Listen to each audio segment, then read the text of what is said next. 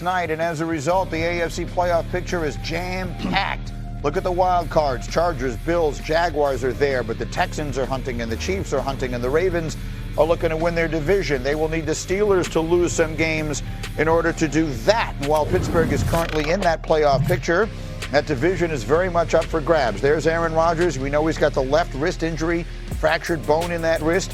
He returned to practice yesterday, limited ahead of Sunday's game against the Bears. And as Rodgers has said many times, he owns the Bears. His record backs that up. He's 25-5 against Chicago in his career. Fifth most wins by any quarterback against any opponent since 1950. So a lot to get to in this game, Pittsburgh and Chicago on Sunday. Fascinating interconference game. Let's start with the left wrist. You're a quarterback. You've got a fractured bone in your non-throwing hand. I think the most people I know think Rodgers is going to play. How impacted do you think he is by the injury? Yeah, I don't think he'll be that impacted. I think Aaron's dealt with a lot of stuff before. It mostly will be handoffs. They've gone under center a decent amount this year. Can they continue to do that? And then the second thing is handing the ball off. Yeah, how consistently can he, to his right, hand the ball off? It'll probably have to be a two-handed handoff rather than just a left hand. I don't believe this affects his willingness to play or ability to play. This is a guy that doesn't throw the football downfield right now anyway. I don't think it's going to change that. He's not going to hold on the ball and hang in the pocket, whether injured or not. You know where it comes into account is that's his brace hand.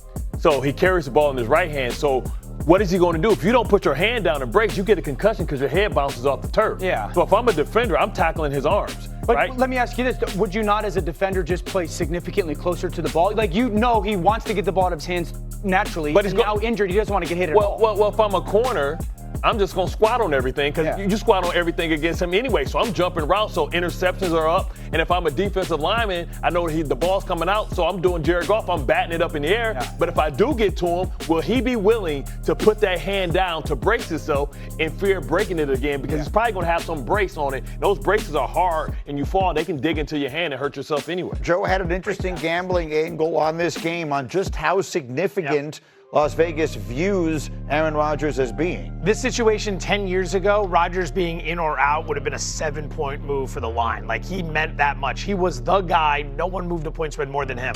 Now, half a point. I talked to two bookmakers in Vegas yesterday. They said they'd move it maybe half a point. Part of that is because Rudolph has plenty of experience and can run this offense, but that's where we are now with Aaron Rodgers at this point in his career. He's worth about half a point to the spread versus Rudolph. And then on the other side, you get this young Chicago team led by this young quarterback who is clearly ascending. They find themselves in first place in what at one point we thought was the best division in the entire sport. Harry has some tape. What are we seeing right now in the young quarterback? I think you see a guy who has progressed very, very well. And number one, he's playing within the confines of the offensive system, but then being extraordinary when it's asked of him. You're going to see Roma Dunze run a deep in cut. Great job playing under center, play fake, get the ball out of his hands. Let me move up in the pocket, but watch the location. He saves Roma Dunze from a big hit on Harrison Smith right there. So I love that play. Now, this next play is going to be, hey, be extraordinary when we want you to be or when the play asks you to be. This is a corner cat blitz. This guy's going to come scot-free. Watch Caleb Williams. This should be a negative play. It should be a sack. He turns it into a positive, gains 6 yards. That's what I'm talking about, Greeny. When the play asks you to be extraordinary and be dynamic, be that guy that won a Heisman Trophy. Yeah, and look, I mean, the reality is that since Patrick Mahomes took over the NFL, everyone has been trying to find the guy who has Mahomesian traits. Don't do it, Dan. In no way, let me be very, very clear. In no way am I suggesting Caleb Williams is now Patrick Mahomes. Mahomes is on his way to maybe being the greatest quarterback of all time. Caleb Williams is ascending in year 2. But the stuff that you see, those magical plays, getting out of that trouble, running and still making the big play downfield, doing some of that magic stuff that rises above the X's and O's. The reason that he was the first pick in the draft, we are seeing it on display. Well, he's also doing it when he has to rather than when he wants to. That part. That's the development. I mean, Caleb, and that's why I said earlier this week, he's trending towards becoming a problem solver rather than a problem creator. He's so talented physically, and he's such a ridiculous athlete that he would often run around just because he wanted to, or he felt like he could. And it would create a lot of negative plays and habits. That's gone away for the most part. And then there's 3 or 4 times a game where he has to, where there's only 6 or 8 guys in the league that can make something out of that play. I used to call them hidden yards. They're now called bonus yards. He had 68 of them this past week, where the play that it's an 8-yard sack becomes a 7-yard gain. That's 15 yards of difference there. So yeah, and the play action passing element of the game has absolutely gone high. Joe, why do you like the Steelers at plus the points? These two are perfect for each other. These are the two ultimate luck box teams. What you're seeing from Chicago this year, they're learning how to win. They deserve a lot of credit, but there's a difference between what they're doing and what Detroit's doing, and they've got similar records. So I look at Chicago, I think, there's going to be some turnover regression. On the other side, Pittsburgh's been doing it for like 6 years. At some point, it's going to drop off. So I'll take the points. Tomlin as a dog historically has been solid. Give me quickly, Bart. Why do you like Chicago? I think just ultimately with Rodgers being injured, not being able to generate enough points, I think Caleb Williams' legs late in the game is going to be paramount. You know, he's been able to really buy time with his legs and be more aggressive running the ball when the play breaks down. Okay, so we've got that game coming up. Much more on the NFL games, but every Football Friday, I want to make sure you're ready for the big. That we have question marks surrounding.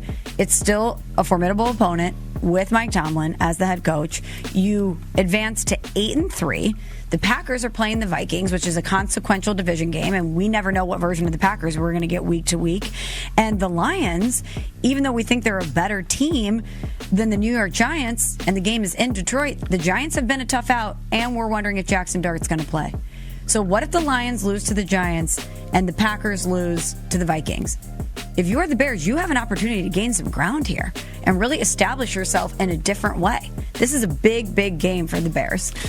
It is. It's a big game for both teams, and I've started to think about, I was questioning what Rodgers meant yesterday 2 days ago with the whole, it's not pain, it's safety, and I'm like, what's going on here? Like, is this just a word choice thing he again? He loves an enigma wrapped in a riddle. We know this. But then I started to think about, I have 1 year left. I don't care the pain. I have to ignore it. I'm just going to play through it. I'm going to play all 17. I'm going to try to make a run with this team, and then I'm going to hang it up. Like, I can't sit out games. I wonder if that, CC, is the mindset. And I wonder, in your experience playing 11 years, winning a Super Bowl in the league, if you've seen guys where you're like, dude, you are like really banged up, where then you realize, oh, I get it, because he ain't playing after this year, and he's going to literally leave every body part on the field in order to play a full season the rest of the way. Yeah, I'm sure there's a lot of that baked in there, Ev. And Aaron Rodgers also wants to prove everybody wrong that criticized him waiting so late in the calendar to latch on to a team, questioning whether or not he was capable of ever recapturing that greatness that we've seen once upon a time when he was in Green Bay. So I think there's a lot of that baked into him pushing to want to get out there and play. But I'm sitting here looking at the Chicago Bears, y'all. It would be an upset if the Bears didn't make the playoffs.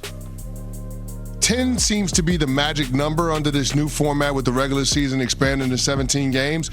The Chicago Bears need 3 more wins over their next 7 games, and they have a game this Sunday against the Pittsburgh Steelers, who might be without Aaron Rodgers, which means Mason Rudolph would be up. Right. And they have a date against the Cleveland Browns, and you got 2 against the Green Bay Packers, who have proven over and over again that they can lose to anybody. It just feels like if the Chicago Bears at this point don't get to the postseason,